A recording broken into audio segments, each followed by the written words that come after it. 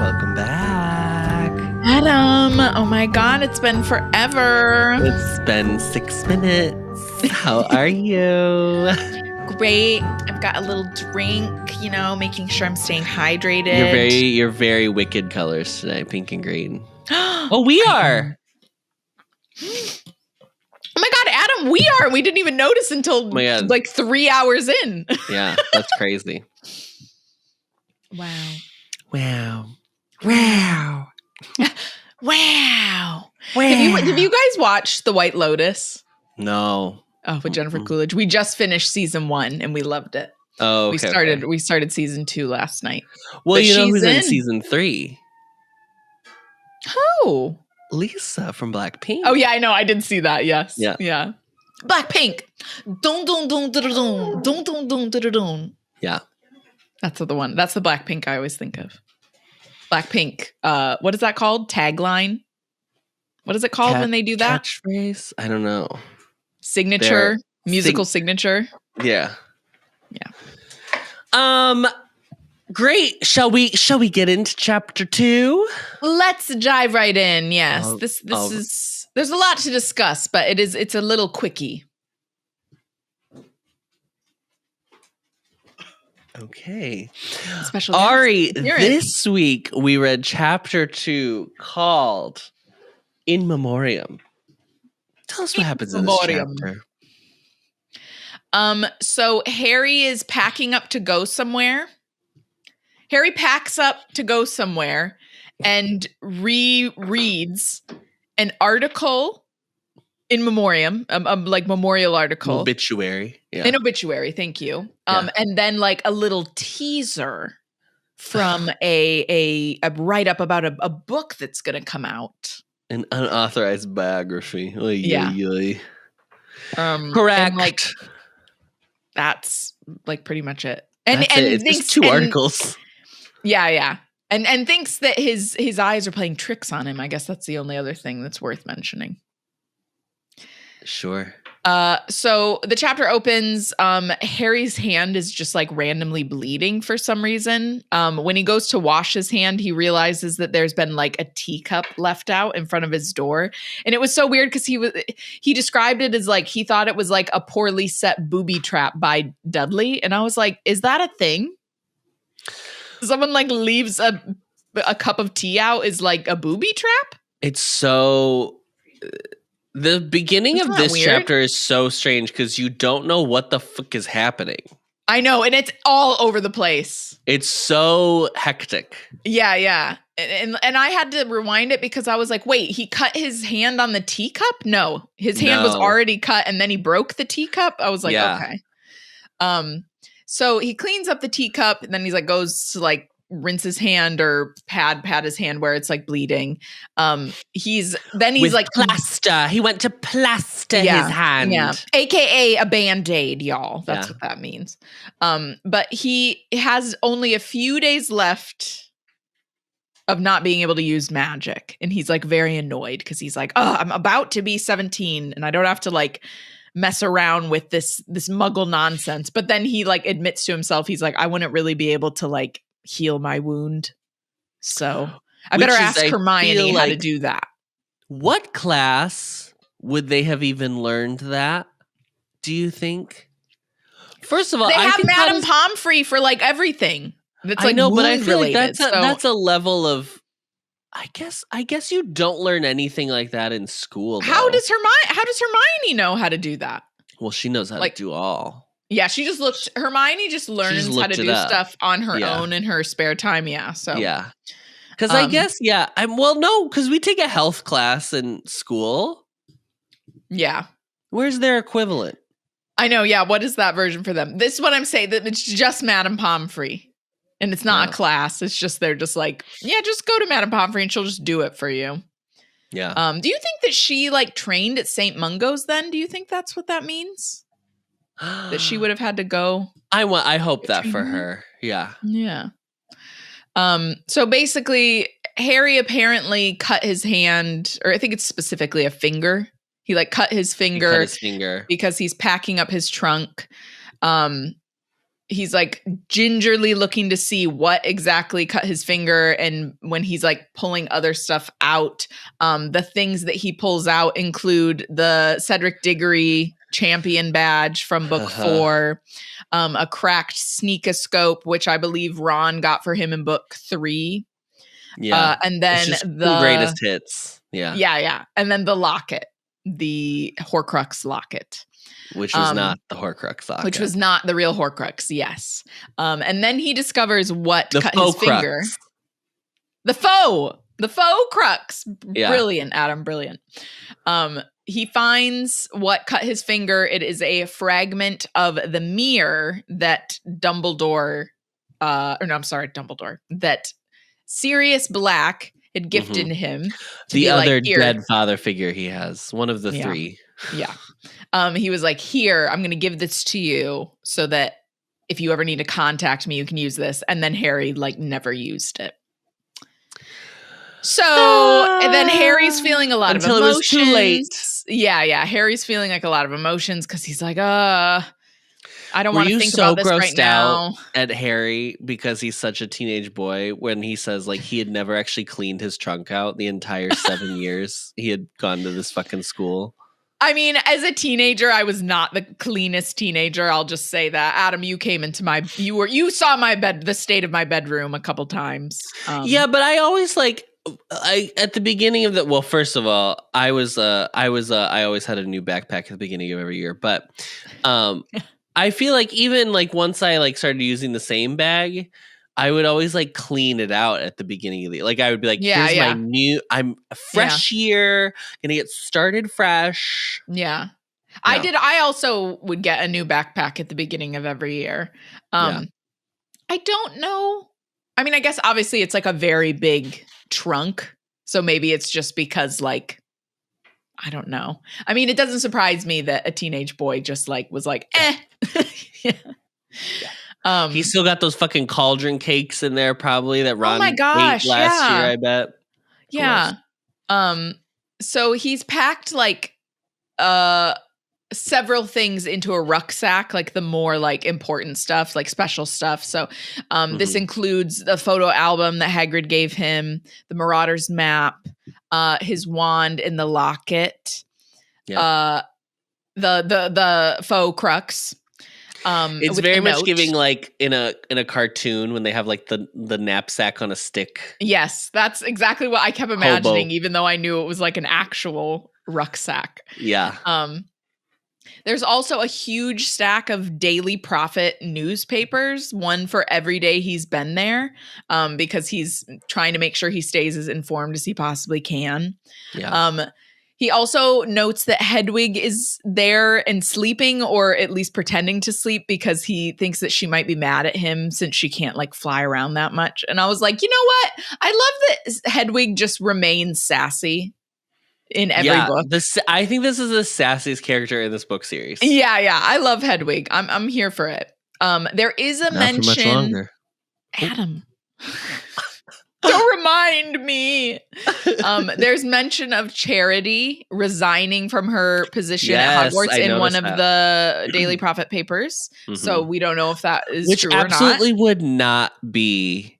I'm sorry. No, that would not be true. That would not be in the Daily Prophet is not commenting on the posts of teachers at Hogwarts. It's the only school in the country, Adam. That's hot goss. In the country too. In the country. Most of the Wizarding schools are for the continent. At least they have one for their country. Maybe I guess it would be for the No. Okay, it wouldn't, because Paris, obviously. But I was like, for all of the UK, so like Ireland, Scotland, Wales, the British Isles. The British Isles, yeah. So I don't know if she really resigned, because obviously at this point we know that like Voldemort's kind of taken over how the schooling is being done as well. So that could be not true. I based on that, we know that she wrote that article for the Daily Prophet. I'm gonna say she did resign because she was like, "This I'm standing up to against." Because I bet they were like, "You're gonna have to teach like how muggles are bad. And she was like, I'm not doing that. Yeah. Yeah, she was like, I'm not into it. Right. Harry is looking for a very specific story. Like he's in one specific issue of all the stacks of these daily prophets that he has. It's an article, an obituary about Dumbledore written by his dear childhood friend, Elphias Doge. Is it insane that his last name is Doge, which is currently constantly in the news? Do you know about this? No. The Department of Government Efficiency, which is run by Elon Musk. Oh God. Isn't that insane? I saw the name and I was like, good God. Oh my God. Doge. So we learn that we learn a lot of things. Let me just start there. It's a time for learning.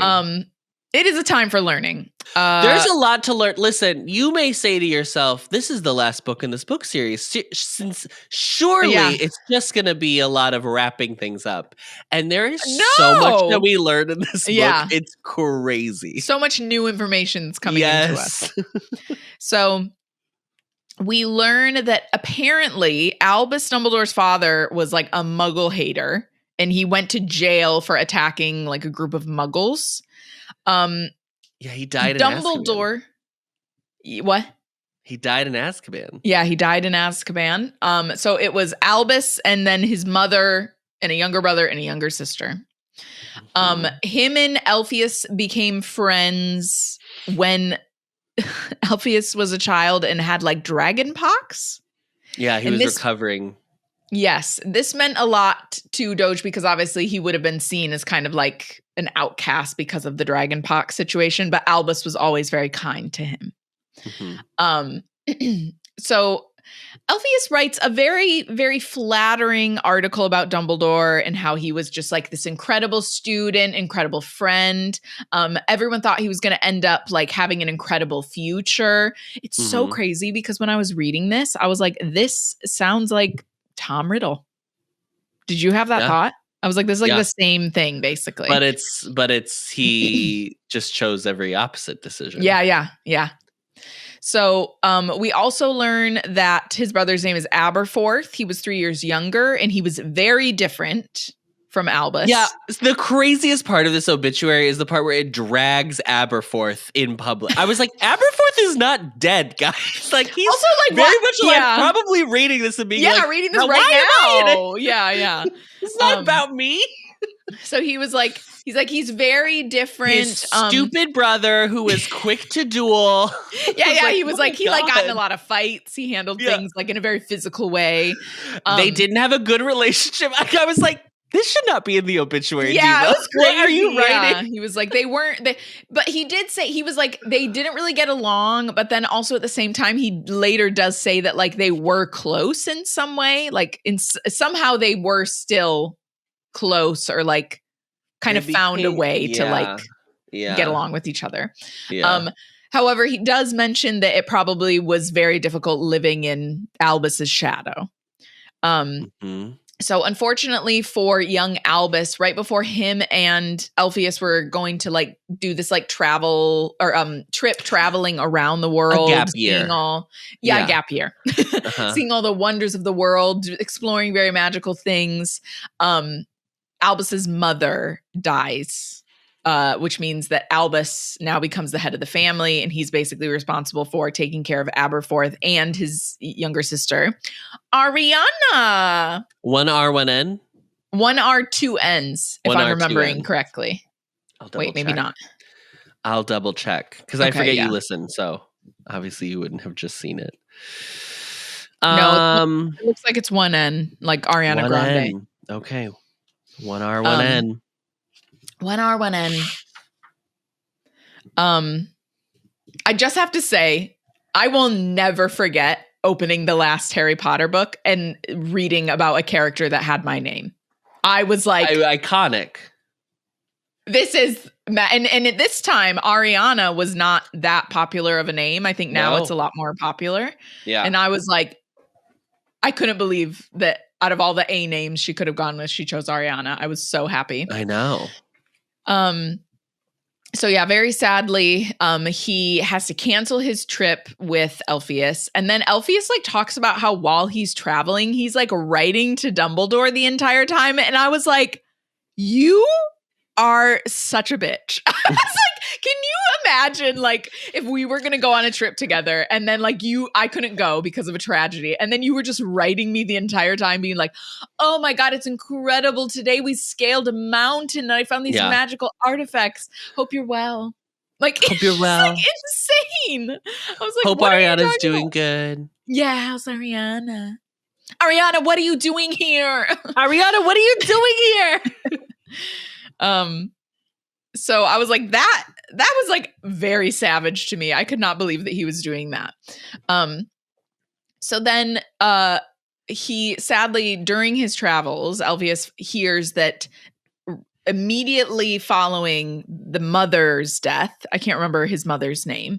Apparently apparently Ariana passes away as well. She had been in poor health for a while, apparently, but her death happening like immediately after their mother's passing really affected both brothers very intensely, apparently. Kendra. What was it? Kendra. Yes. Thank you. Kendra. The Slayer. The Slayer. Oh, yes. Yeah. The Slayer that comes in. Mm-hmm. Where is she? She's not Jamaican. She's like from like New Orleans, but like has the... Do you know what I'm talking about? She has like the Creole, is it? Yeah, Creole. No. Creole accent. Yeah.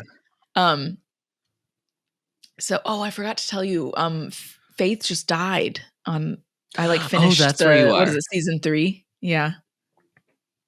Yeah. That's where you are. Okay. I just finished season 3. So basically, Alpheus is like, Albus was never the same after that. He was much more reserved, much less lighthearted. And you could tell that he really felt very responsible for his death and he really blamed himself. And Alpheus is like, it of course was not his fault at all. But I don't think Dumbledore feels, or Albus specifically feels that way. Yeah.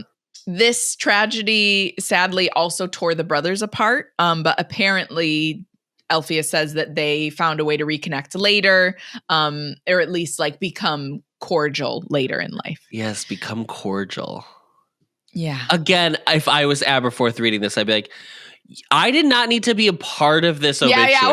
Why am You're just supposed to be like, hey, he was a great guy. Yeah. He accomplished this stuff. His dear family and friends will miss him. Yeah. That's an obituary. Do you need me to teach you how to write an obituary? Yeah. Hello. So, of course, one of the things that is brought up is how Dumbledore discovered the 12 uses of dragon's blood. This is like one of the first things they always mention about Dumbledore. Yeah.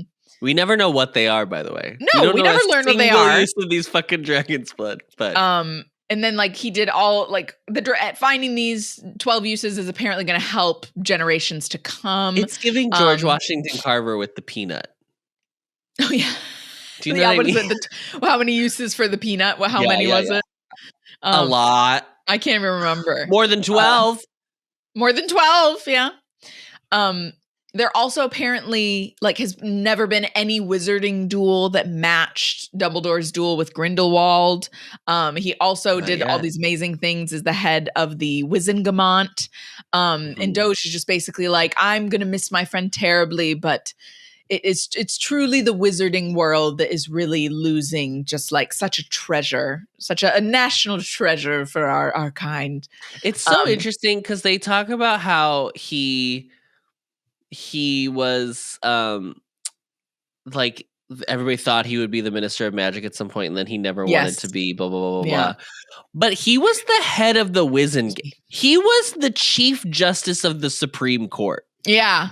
Like, basically, no one has ever been like, isn't it crazy that Ruth Bader Ginsburg wasn't also the president? Like, no one thinks that. No. I can't remember. Was this? I might be thinking of a different. Is there a photo of him in this article? Do you remember of Dumbledore? Like young Dumbledore? There isn't. There is a photo. It's not a photo of young Dumbledore. There's just a photo of Dumbledore. He's like peering over his half moon spectacles at Harry. Okay, yeah, of old Dumbledore. Okay. Yeah, old Dumbledore. So Harry is, after reading this article, Harry's like feeling like a little bit frustrated with himself because he's like, why did I never ask him like any questions about himself? We were always talking about me. I never asked him about his duel with Grindelwald. I never asked him like anything really. The only question I asked him was that silly question about what he saw in the Mirror of Erised, and I think he didn't tell me what he really saw. Yeah. And he like, this is the part where he quotes it. Yeah, he says exactly. So weird. Yeah. Exactly what he said. But yeah, he's like, we literally only ever talked about me. And then Harry starts to read another like article, which is basically like a write-up advertising for Rita's new book that is going to come out called The Life and Lies of Albus Dumbledore. There was a part of me when Harry was going through this, like, I never asked about him and I should have, and I knew like I had chances to talk to him about Grindelwald, which like I don't think he would have wanted to talk about his ex with you, Harry, but that I was like, there were parts of me that were like, oh, I was a kid who had teachers that shared like I'm thinking of Mrs. Cannon, who shared a lot of their personal life with us, and like, oh yeah, so I knew that teachers had personal lives. Yeah. But on the other hand, I did kind of like that. Like, I think most people don't, like, especially as a kid, like, you just think adults are just like adults. And they just like, they were born as adults and like never had like a childhood of their own or anything. So I was like, that feels true to that kind of like age of being like, oh, wow. And just like, especially because it's like not like a private school, but like a boarding school where there's like, I think they probably really have to keep some semblance of like, you know, this professionalism with the students and stuff. Right. Hopefully. Yeah, you would hope. Yeah. So this write-up, I'm so sorry. I cannot remember who interviewed Rita. I can't remember her name. It's a witch. It's a witch. And Rita's the bitch. The witch interviews the bitch. Betty Botter bought some butter. I was going to say Betty Burbage. Oh my God. What is her name? Hold on. Betty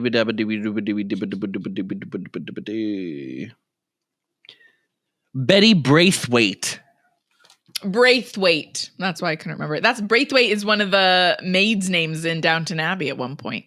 Oh, really? She doesn't last long. So there's this write-up on Rita by Braithwaite. It is very flattering. It's talking about like how Rita's so warm and she gives her like this lovely welcome into her cozy home, blah, blah, blah. Yeah.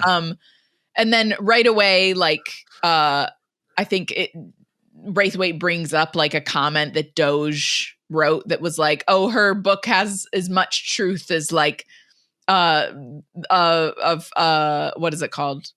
The frog, a chocolate frog card. Yeah. Like out of her whole entire book, that'll be the like amount of truth true. You're going to get. Yeah. Yeah. And Rita's like, oh, Doge. She's just out of his mind. You know, he's just not with it at all. So that's so funny that he said that. She's basically just crediting him like immediately. Yeah. She also is like, oh, I've got a killer source. Like everyone will be dying to hear what this person has to say. It's someone who was very close with him during the most turbulent time of his life. You know, so she was right there in the thick of it all. And she teases that he apparently, Dumbledore, was curious about the dark arts, and she's like going to go into all that. Yeah, in his youth, when he was young, he was very curious about the dark arts. And then the writer like mentions, Braithwaite mentions something about Aberforth being like problematic and stuff like that. And Rita's like, oh, there's like that whole thing with the goat. No, that's not what I'm talking about. I'm more interested in the mother and the daughter and what was going on there. Can I be honest? My immediate thought was like, did Aberforth fuck a goat? I know. No, like, I know. I was like, that's what everyone's question is. It's the weirdest. Yeah. I don't know what she's trying to do with that. I don't like it. I don't want to think about bestiality in my Harry Potter I know. books. I know. Sorry. Why? What else are we supposed to think? We've got horny Bellatrix. We've got Aberforth fucking a goat. Like, I'm not into this book so far. What are we doing? Too horny. So she's like, no. I'm more interested in the mother and the daughter. And then she also like tries to insinuate that there was no duel between him and Grindelwald at all. Yeah, that he just like gave up. Yeah, she's Grindelwald like, he just like had a little white flag and that was the end of that. Yeah. Apparently there's going to be an entire chapter in the book about the Harry Dumbledore relationship. And then she's like, because she actually did the interview with Harry. Yes. In book 5. Yes. They like mention that she interviewed Harry for that. And then he's like, oh, yes. You know, we're very close friends. We've really developed a deep friendship after I interviewed him. And she was like, I'm probably one of the few people that really knows the real Harry Potter. And I was like, do you know what? I actually agree with that. Because he really was like, I'm going to be real with you. I do not like you. Like, so I was like, yeah. The whole point of finding out that she's a fucking beetle is so that they have leverage over her, so she shuts the fuck up. Yeah. So she just doesn't care anymore? I guess. I don't really know. Or they just have decided it's not even worth... Because of the situation with the ministry. I don't know. Also, doesn't it feel like if someone was secretly an animagus, they wouldn't actually like throw them in prison? They'd be like, well, here's a fine. Yeah, a fine. Yeah, that's and exactly register what I think. Yourself. There'd be a fine. Yeah. Get registered. Yeah. We also find out that you can take that magic away from them. You know what I mean? You can't unlearn how to be an animagus. Yeah, you just are one. I guess the worst they could do is like break your wand. Yeah, but can't you still change into an animal even if you don't have a wand? Yeah. Well, Wormtail can't. Anyway, Wormtail can't.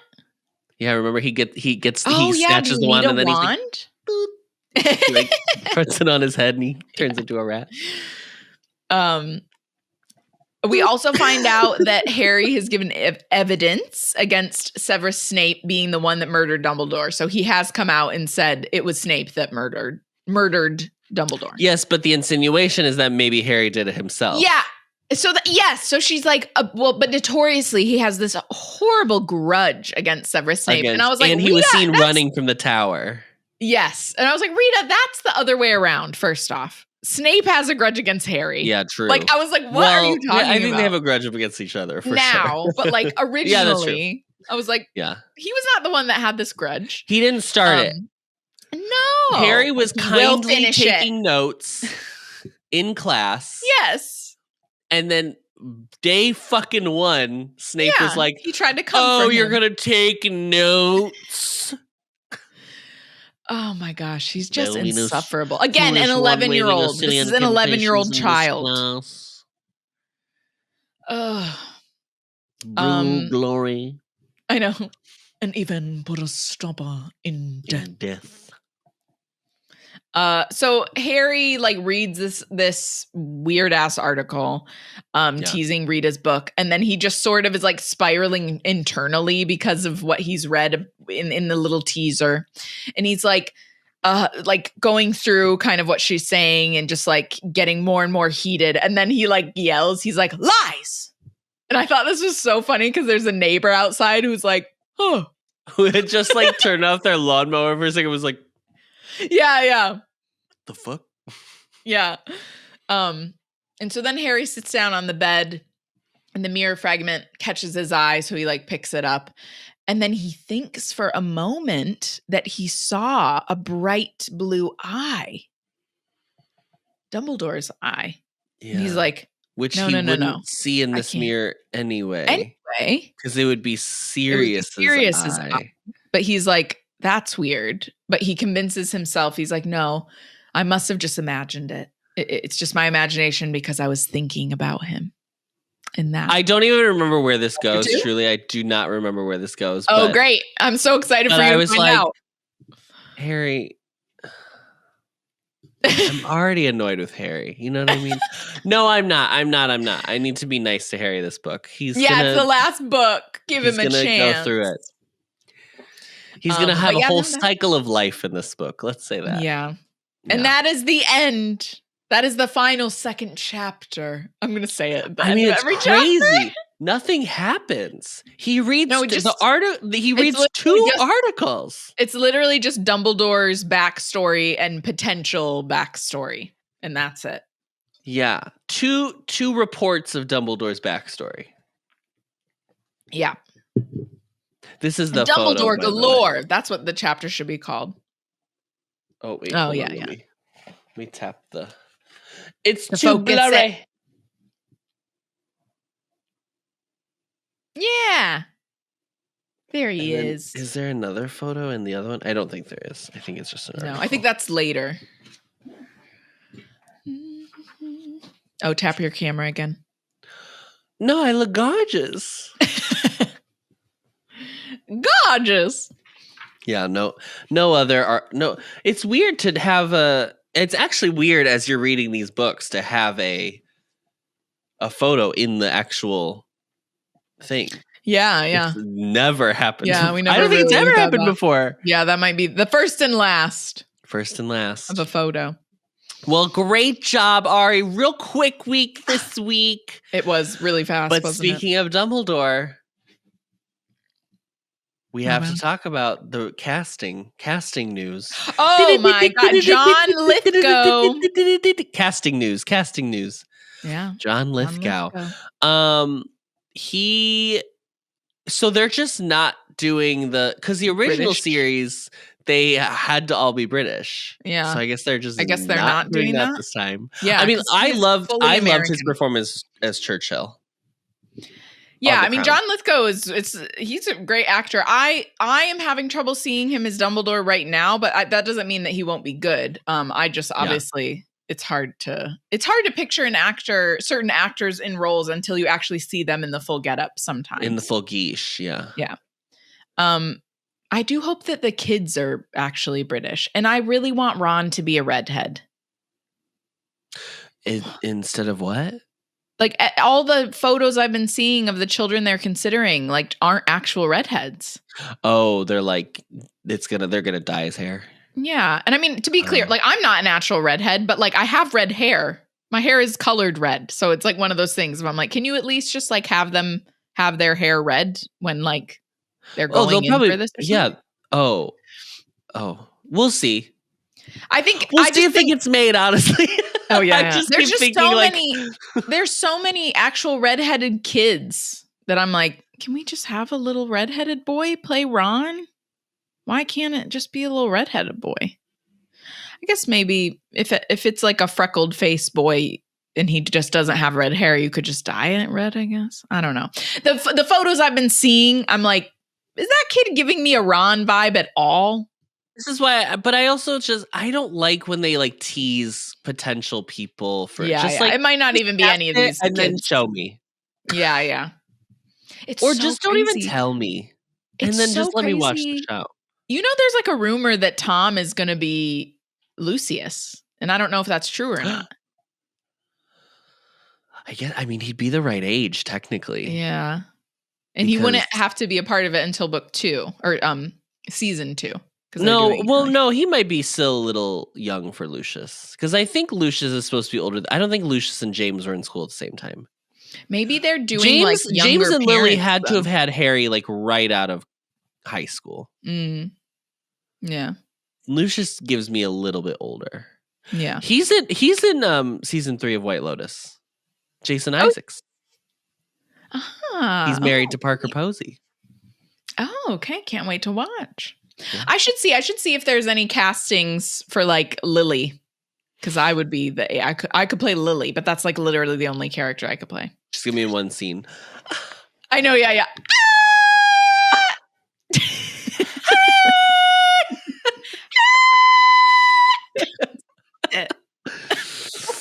Yeah.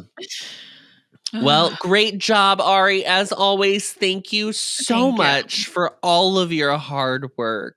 Oh my God, thank you. Thank you for listening. Thank you for being such an active listener, Adam. Need to open this. Here we go.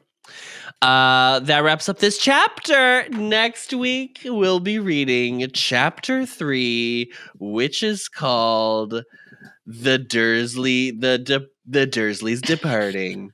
The Dursleys Departing. Dursleys Departing. Let me look and see if we've got, let me just really quickly see if we have any Harry Potter. Any new comments? We've got I'll read the comments from the last chapter as well as the movie episodes from book 6. Okay. From Half-Blood Prince. Ashley Dillon, 2910, says, I'm really annoyed now thinking about the mechanics and implications of living portraits. I do apologize. Chaya Red says, so sad this book is coming to a close. I've been studying abroad, and because of time zones, it's been hard to have long calls with anyone from home, and I haven't been here long enough to really get close with anyone, so it's very cozy to be able to, quote, Zoom with you guys, at least in the parasocial way, on Mondays and Tuesdays. Sorry for making you guys do Quidditch math. That's okay. The last time we'll have to do it. There's no Quidditch in this book. There's no Quidditch. Oh, you didn't even know it? Ari, when we had our last Quidditch, you didn't even know we had our last Quidditch. I didn't even know. I couldn't say. Oh, no. This is from part 1 of the movie recap. About the conversation at the end about Lupin and Fenrir not turning into werewolves. I don't know if you remember when we talked about this, Ari. This was the moon, because the moon situation. Yeah. Mm-hmm. I honestly have never paid attention enough to check if you can see the moon in any of the shots, so that would be interesting to know. But what I personally always assumed was that it actually isn't actually a full moon in that moment because of how Tonks phrased it. She said that the first days of the cycle are the worst. If we assume that she is talking about the moon cycle, then that would mean it's currently a new moon day 1 of the moon cycle, and not a full moon, which would explain why they aren't werewolves.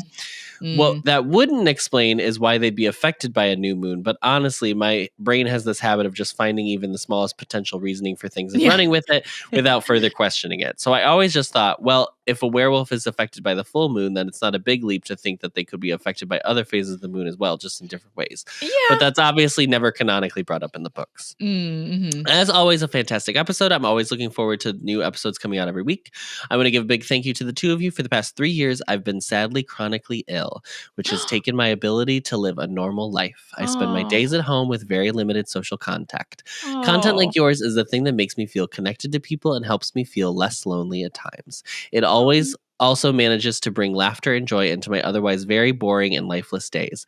I hope you know that you are truly making a difference in at least at the very least one person's life. So thank you again. I'm very excited for the second episode of this movie review and then dive into the last book with the two of you. Much love. This is from Posse 79. Oh, thank you so much for taking the time to leave that comment. I'm so sorry you've been suffering with a chronic illness, because the chronic illnesses are so difficult to live through. So I'm happy that we've been able to bring some type of joy and laughter in, because that can be really difficult. I lived with chronic illness for a little bit, like was it like a month or something like that, and then I ended up having a surgery that kind of like relieved me of it. And Michael was suffering from chronic illness. And it's so hard because chronic illness is something that is unseen. It's like no one knows what's going on. So I'm so sorry to hear that, but I am happy that this has been able to bring you some joy. That is so good. That's what we want. That's what we want this to do. And don't worry, plenty of laughs to come in book 7. Yeah, we're going to find a way. Hilarity. Yeah, we're going to work for them, but Colin Creevy dropped dead.